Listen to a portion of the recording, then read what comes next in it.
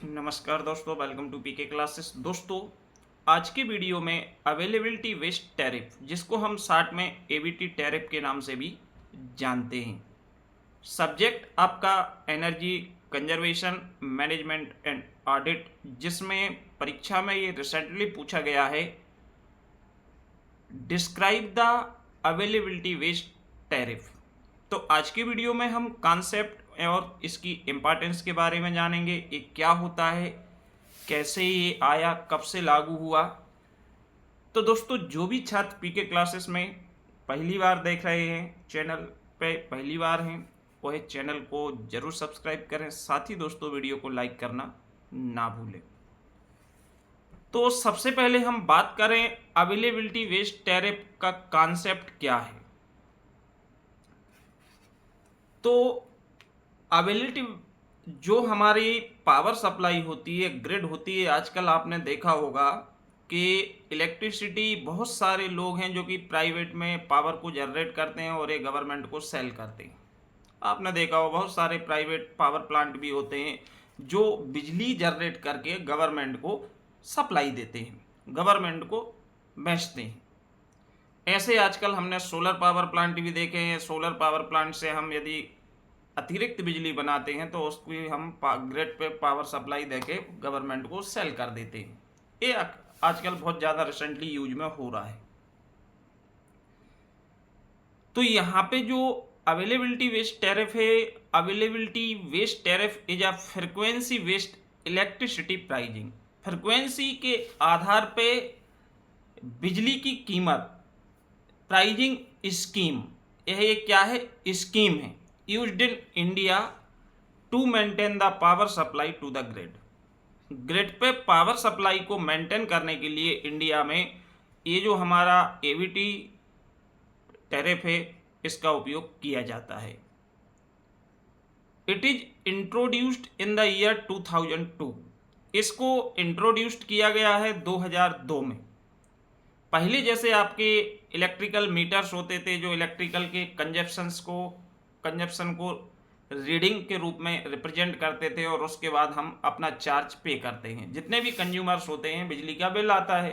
लेकिन इलेक्ट्रिकल के बाद डिजिटल मीटर्स आए मार्केट में, डिजिटल मीटर्स लोगों ने लगवाए। डिजिटल मीटर्स के बाद इलेक्ट्रॉनिक मीटर्स आए।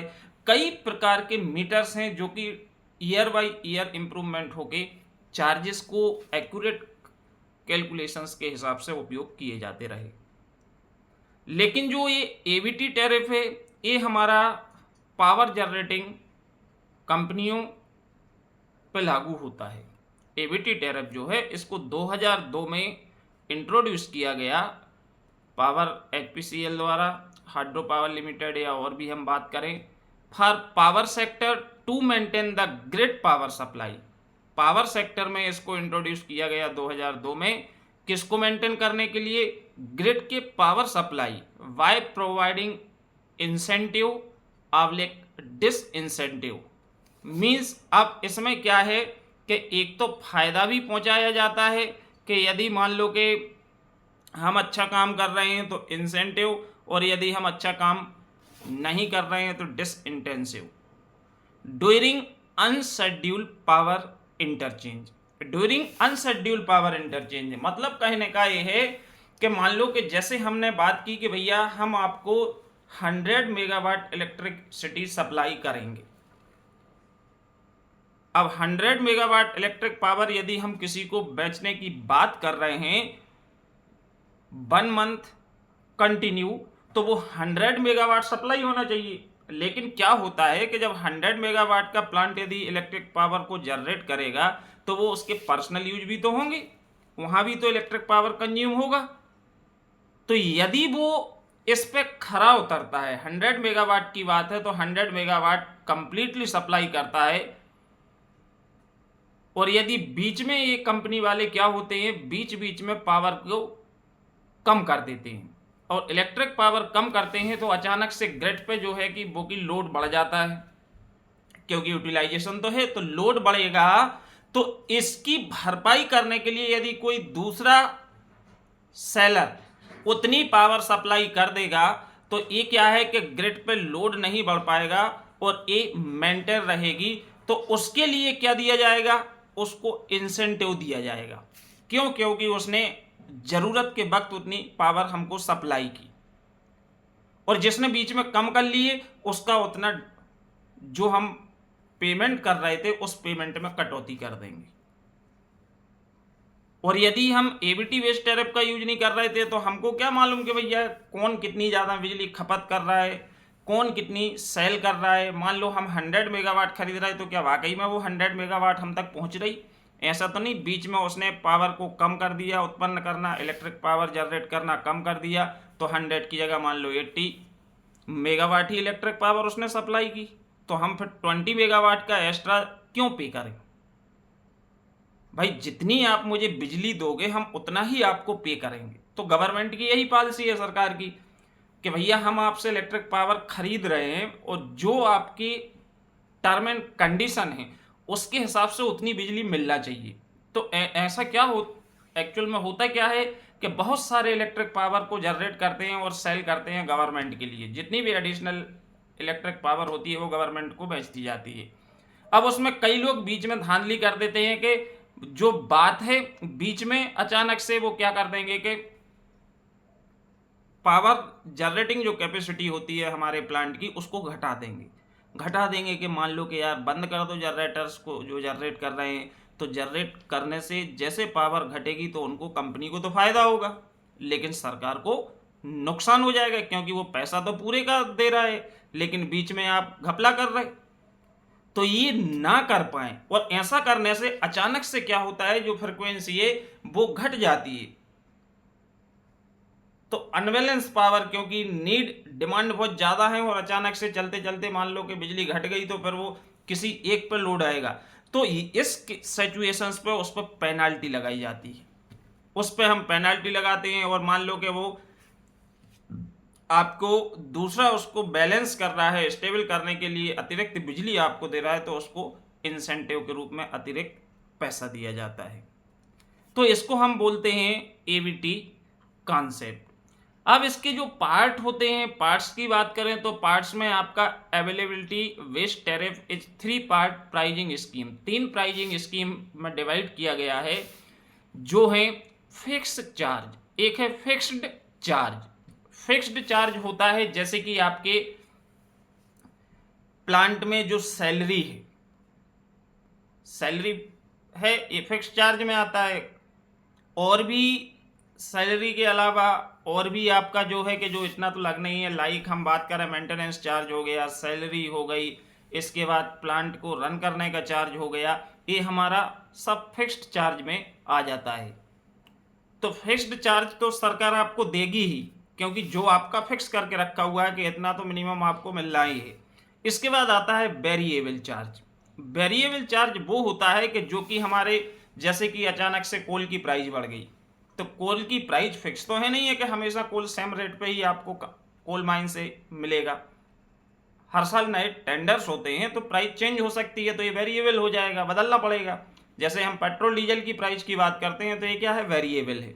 तो वेरिएबल्स में कुछ इस तरह की चीज़ें आती हैं, जैसे फ्यूल कंजप्शन हो गया, ये आपका वेरिएबल हो जाएगा। अचानक से आपको ज़्यादा बिजली की डिमांड पड़ गई, आपने ज़्यादा सप्लाई की, ये वेरिएबल्स में चला जाएगा। और थर्ड आपका होता है अनशेड्यूल्ड पावर इंटरचेंज इंसेंटिव, आवलिक पेनाल्टी। अनशेड्यूल्ड मतलब शेड्यूल में नहीं था और पावर को आपने अचानक से बदल दिया, कि हम आपसे 20 मेगावाट की बात करके रखे हुए हैं और 20 आप मान लो 5 घंटे 20 देने की बात थी आपसे, लेकिन 2 घंटे बाद आपने 20 मेगावाट की जगह 19 मेगावाट सप्लाई दी। तो ये अनशेड्यूल पावर इंटरचेंज कर दी, मतलब बिना बताए आपने पावर को कम भेजना चालू कर दिया। और जैसे कम पावर सप्लाई होगी तो उस पर आपको पेनल्टी लगेगी, और यदि आप जितने की बात है उतनी ही इलेक्ट्रिक पावर सप्लाई करेंगे तो कोई पेनल्टी नहीं, जो आपका पैसे की बात है वो पूरा पैसा सरकार आपको पे करेगी। और मान लो कि आपने अचानक से कम कर दिए, लेकिन अचानक से हमारे ग्रिड पे लोड ना बढ़े, उस लोड को स्टेबल बनाए रखने के लिए, बैलेंस करने के लिए किसी थर्ड सेलर ने उतनी अतिरिक्त सेम टाइम पे पावर सप्लाई कर दी, जिससे हमारी ग्रिड पे जो लोड आ रहा था वो बैलेंस है, स्टेबल बना है, तो उसको इनाम दिया जाएगा, जिसको हम बोलते हैं इंसेंटिव। और जिसने जो बात थी उसको फॉलो ना करके उसने अनशेड्यूल्ड पावर को बदल दिया, तो उस पर पेनाल्टी लगाई जाएगी।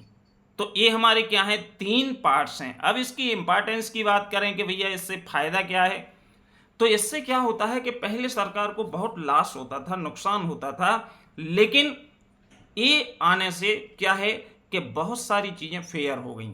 अब आप चोरी नहीं कर सकते। तो the availability based tariff energy scheme is important for ensuring grid reliability and stability.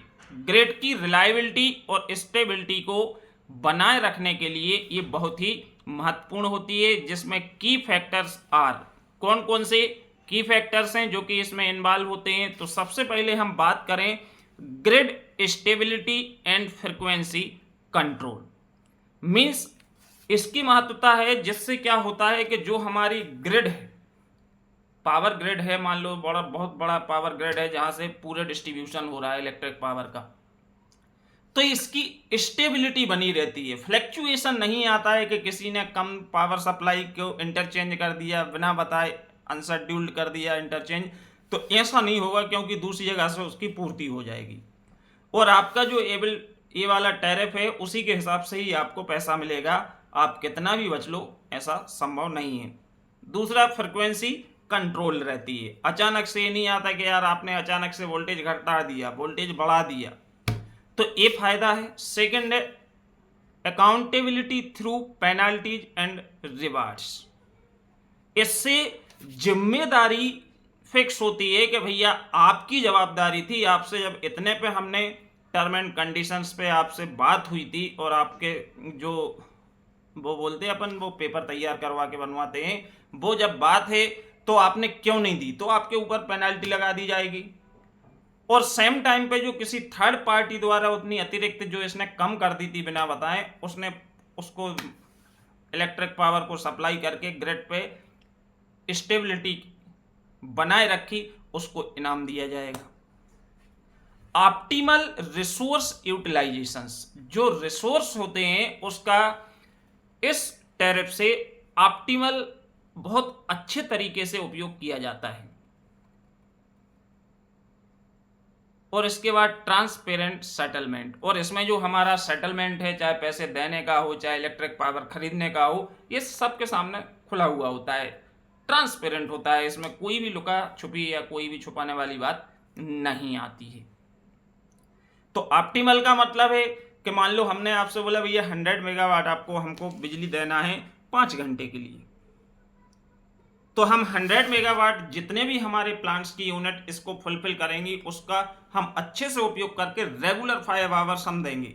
तो 99% आप दे रहे, 1% लॉसेस में चला गया, कोई बात नहीं, लेकिन जो हमारी बात है इसके बीच में पावर आप इंटरचेंज नहीं कर सकते, क्योंकि सरकार को मालूम है कि लोड इतना है, हमारे इस पे ग्रिड के ऊपर इतना लोड है और इतना एवरेज लोड है, तो एवरेज लोड मेंटेन करने के लिए इतनी इलेक्ट्रिक पावर तो कंटिन्यू 24/7 चाहिए। लेकिन डे में अचानक से इतनी डिमांड बढ़ जाती है, सीजन के अकॉर्डिंग डिमांड चेंज होती है, तो उसको पूरा करने के लिए जो हम और पावर मेंटेन करके रखते हैं वो दिक्कत ना हो, तो जो इसको इलेक्ट्रिक पावर देते हैं अचानक से इंटरचेंज होने की टाइम पे, उसको इनाम, और जो अचानक से बीच में घोटाला या इंटरचेंज करते हैं उसके ऊपर पेनाल्टी। ये हमारा ABT अवेलेबिलिटी बेस्ड टैरिफ का कॉन्सेप्ट, इंपॉर्टेंस और इसकी स्कीम के कुछ पार्ट्स हैं जो कि इस प्रकार से काम करते हैं। वीडियो देखने के लिए आप सभी का बहुत बहुत धन्यवाद। Thank you.